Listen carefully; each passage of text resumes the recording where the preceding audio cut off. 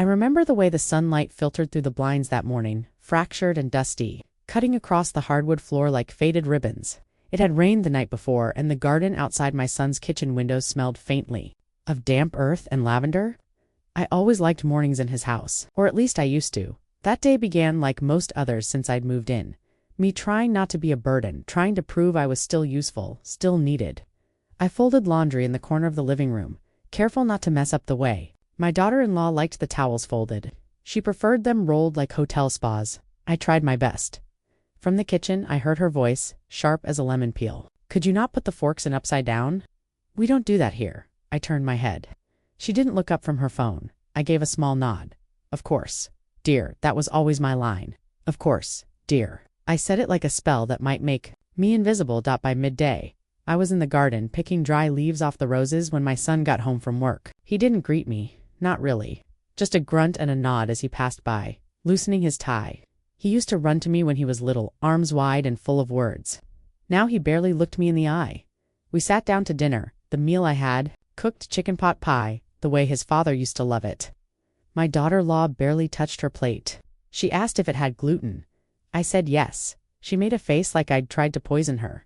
"You don't have to cook, Mom," my son said. Not unkindly, but not kindly either. "It's really not necessary. We're doing fine." I smiled, tried to laugh it off. "I know, I just like to feel helpful."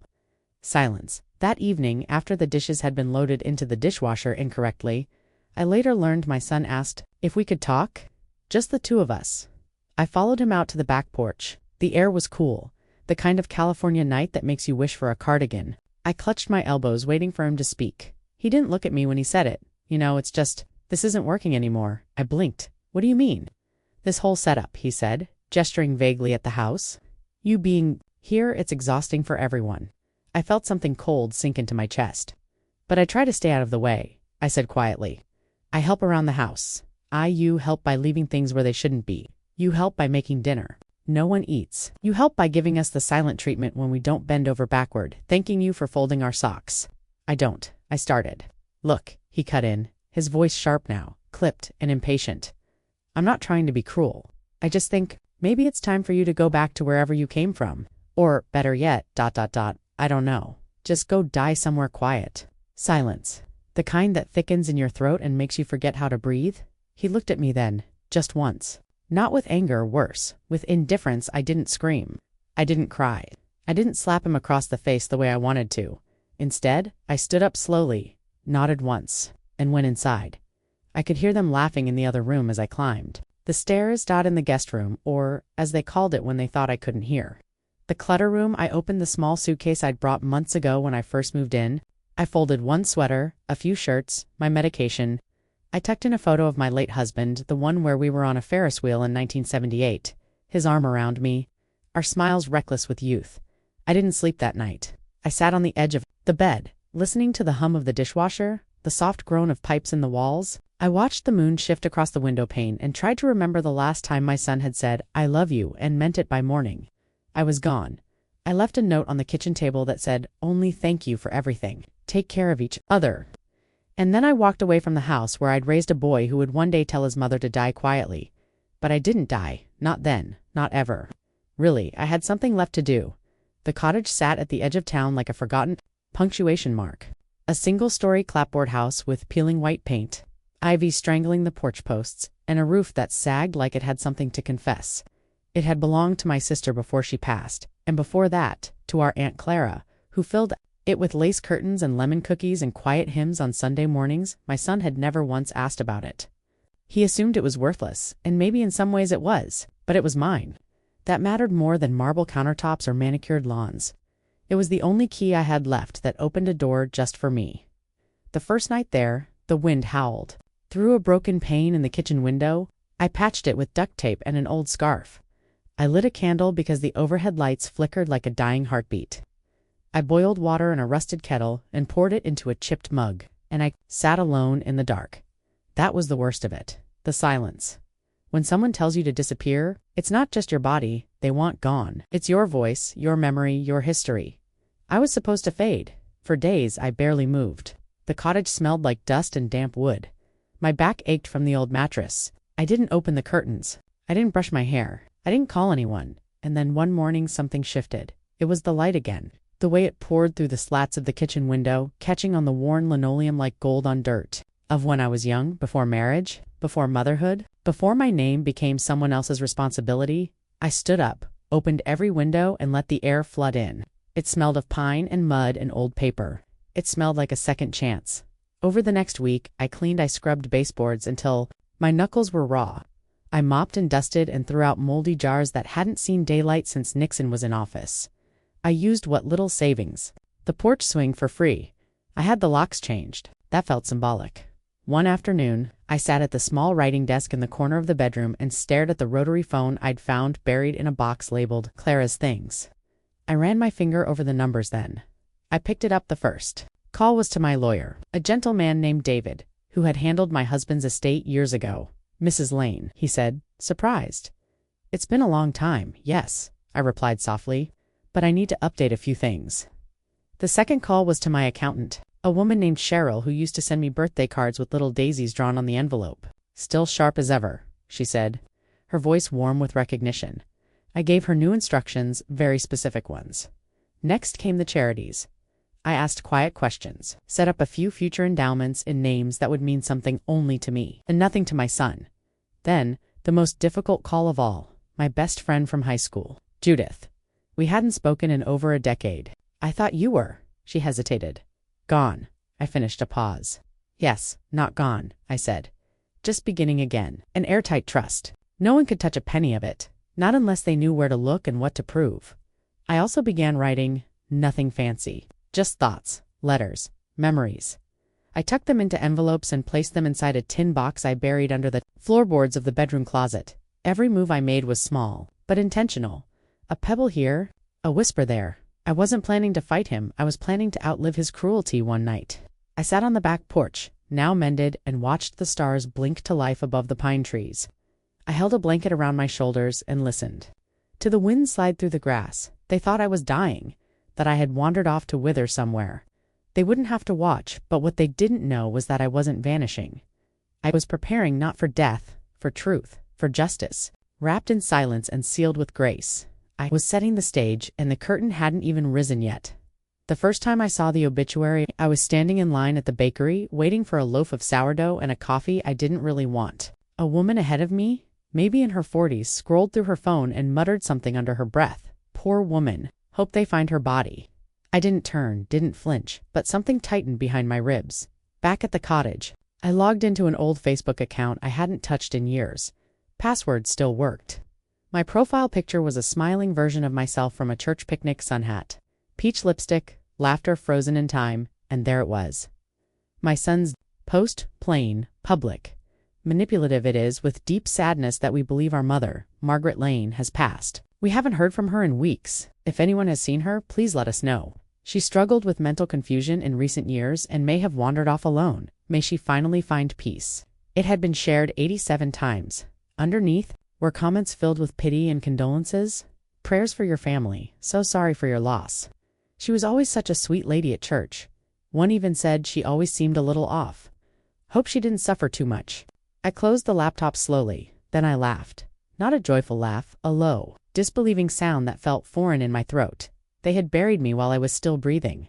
My son hadn't filed a police report, hadn't checked with hospitals. He had chosen the easiest narrative. I'd gone soft in the head and disappeared. How convenient for him, and how cruelly poetic. Let the world think I had died. Let them mourn the woman they thought I was. I took the next week in silence, sitting in the garden behind the cottage, the rosemary growing wild again, the jasmine crawling up the porch railing. I wrote in my journal every night. They didn't look for me. They erased me. But there was something freeing in that erasure. No more expectations. No more pretending. No more, of course, dear. I didn't know her well, but I remembered her as the organist with the trembly fingers and the best banana bread on the block. I dressed in black, wore dark glasses. In, hug, cry, pat hands. They handed tissues, whispered blessings, read scripture. I watched the service like someone watching a movie of their own life. Not out of body, but out of self. They were there for Helen, yes, but in a strange way, I was there to mourn me, not the body, the identity, the obedient mother, the polite mother, -in-law, the disposable elder, who knew when to keep quiet. I let her go that day, not with tears, but with calm. I imagined her bones becoming soil, her name becoming a whisper that no longer needed defending. The woman I had been had died the night my son said those words. This was something else now. Not vengeance. Not rage. Clarity. After the funeral, I walked through the cemetery, not to visit anyone in particular, just to feel the silence between the names. I stopped by a plot with a headstone that read simply, "She was here." No dates, no last name, no quotes from scripture. Just 3 words I whispered to it. So was, I still am. Later that evening, I returned to the cottage and changed into my softest sweater, the gray one with the pearl buttons. I made tea, lit the fireplace, sat in the armchair that faced the front window. I didn't feel sad, I felt washed. A woman posted as dead doesn't have to answer questions. She doesn't have to explain why she cut her son out of the will. She doesn't owe anyone her story, but she gets to decide when, how, and to whom she tells it. They thought I was gone, that I'd wandered into the woods and collapsed under a tree. Mines, lit digital candles, posted rehearsed grief, like sympathy currency, but I wasn't done, not even close. The woman they buried was someone else, someone soft, silent, small. I was not that woman anymore. I was someone with purpose, with a pen, with a pulse full of thunder, and they hadn't even begun to feel the storm. Revenge, when done right, doesn't look like fire. It looks like paperwork. It looks like a woman sitting in a quiet cottage at a kitchen table. Pen. It looks like envelopes sealed with steady fingers. Not shaking, not angry, just certain. In the months that followed, my fake funeral. Frantically, not in anger, but like a chess player advancing pawns. Small, deliberate steps.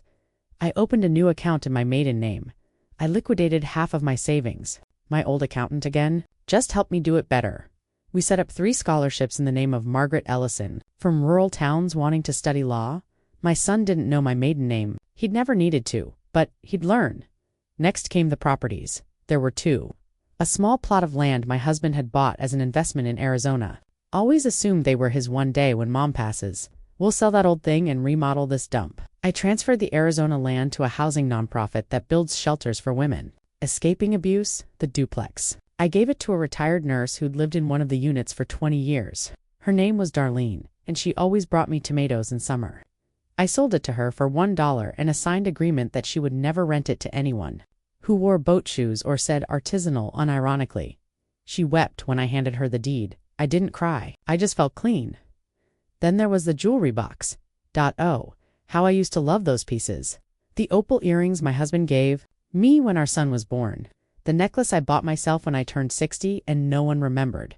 I kept 3 things. A plain gold ring from my mother, rest I sold. Every carat, every cut, every carnelian pendant.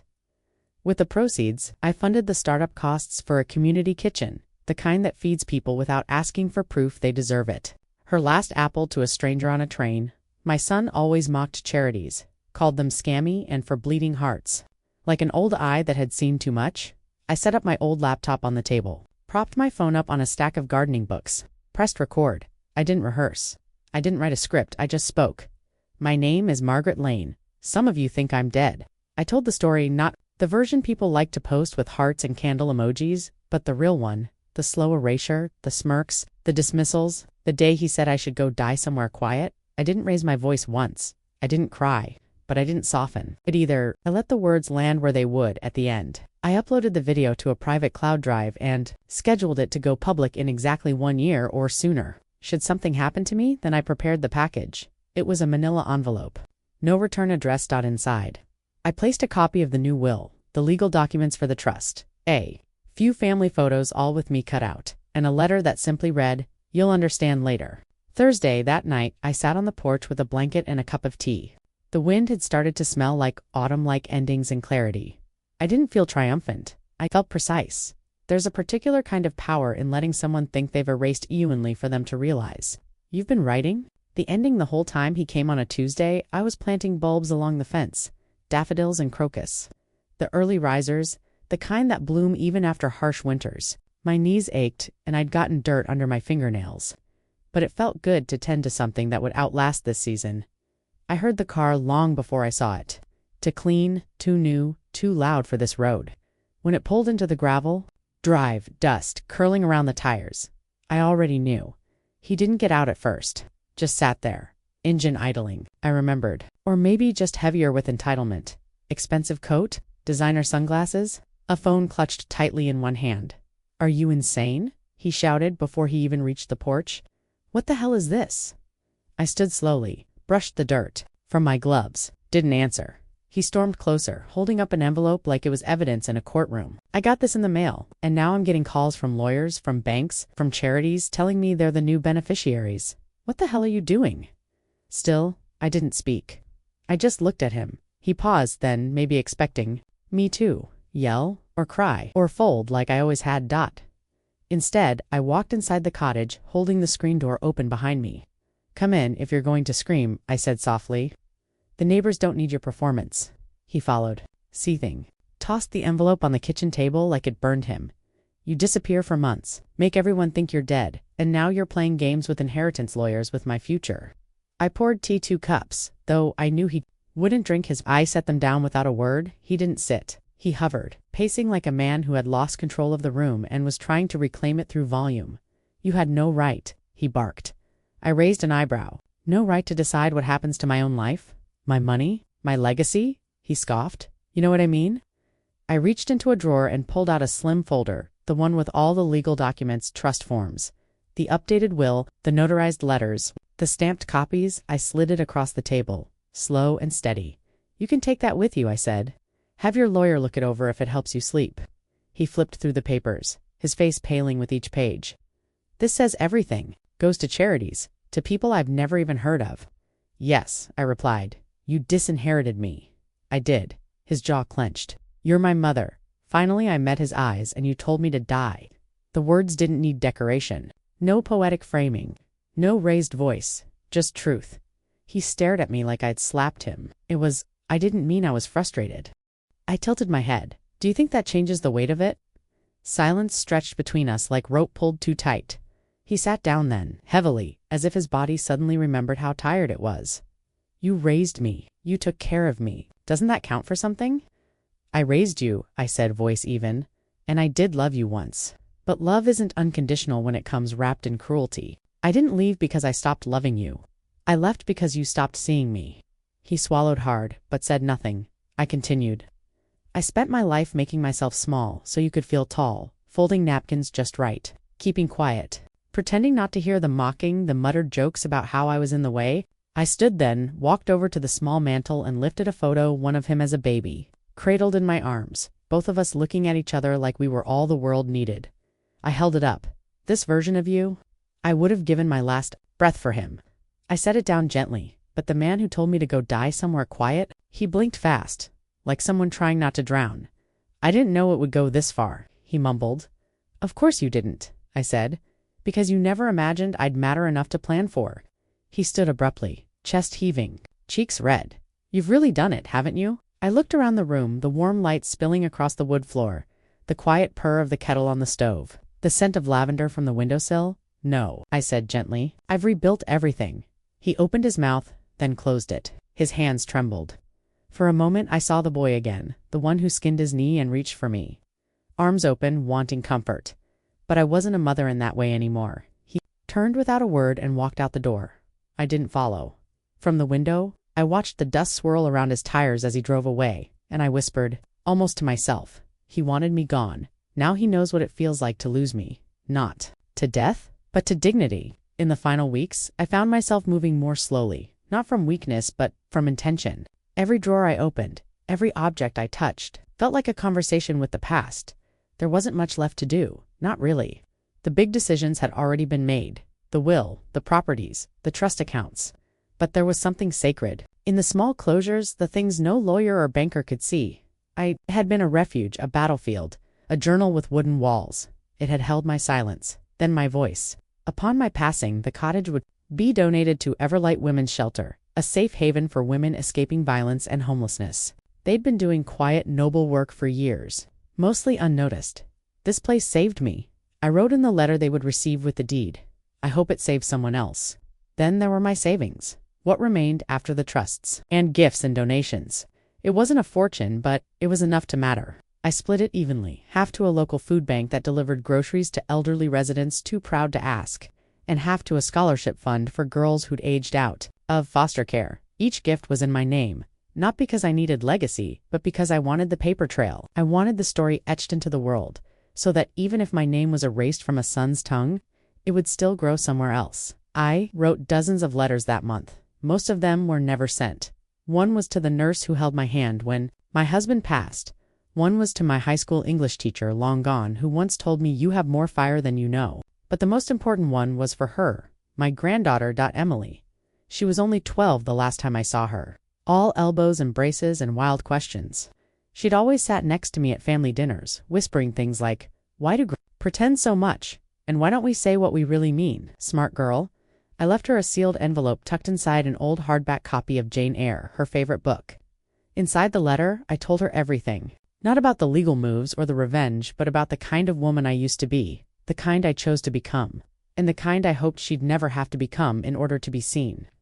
Don't let the world shrink you. Don't fold your fire into someone else's comfort. And if they ever tell you to go be quippy louder than they ever thought you could be, I signed it not with love, Grandma, but from one woman to another.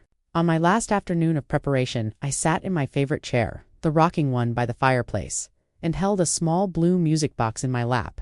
It was dented in one corner, and the paint had chipped, but it still played. A soft, tinkling melody, the one my mother used to hum when she rocked me to sleep.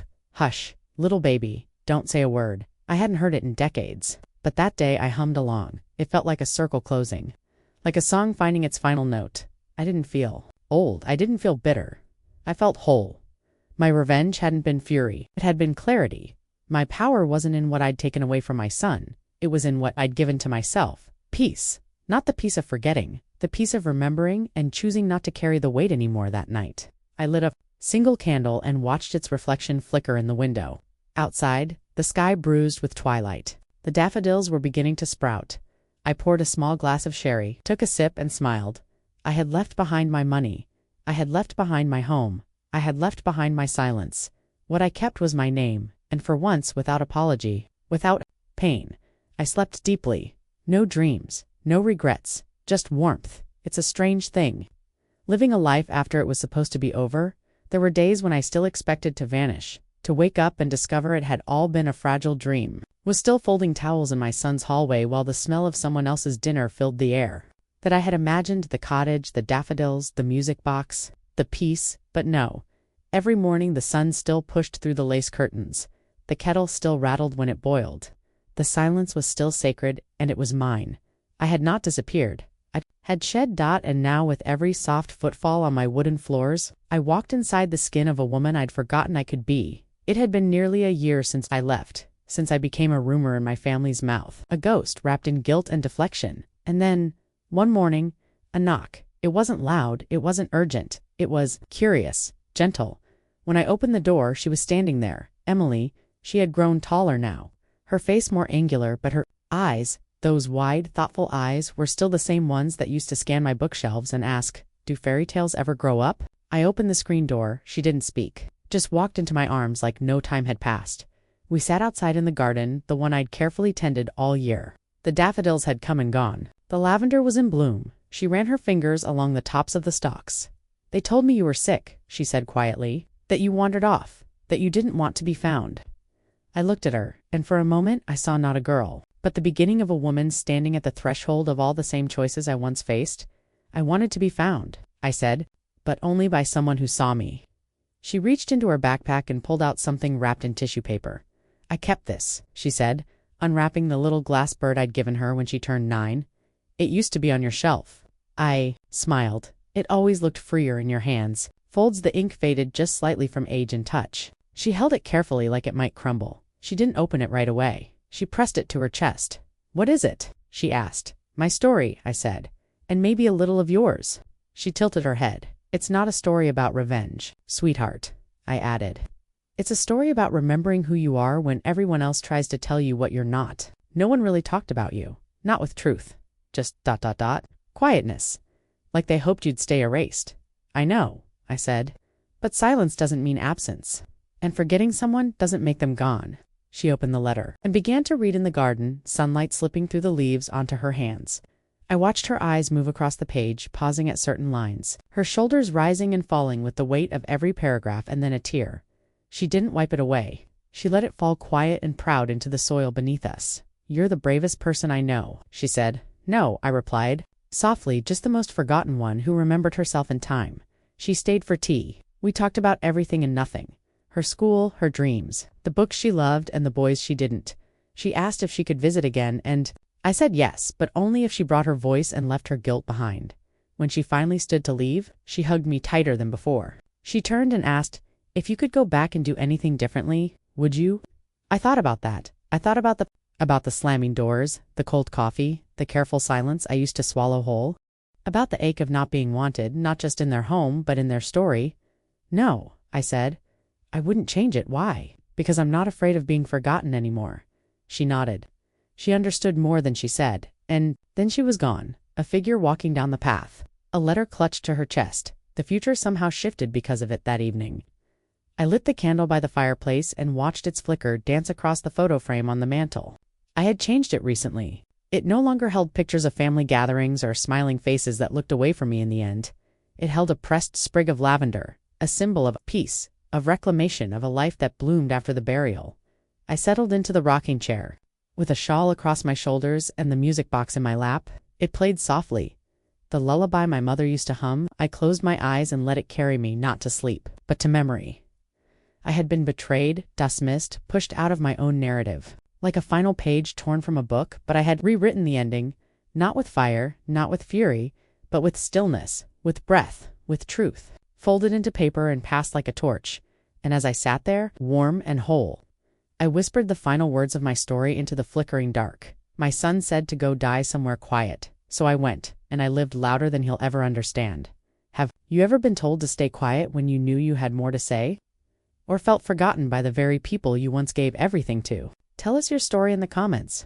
Your silence deserves a voice. And if this story moved you even a little, please like the video, subscribe, and turn on the bell so you never miss another tale of strength, survival, and quiet revenge. Let's honor every woman who chose herself even when no one else did.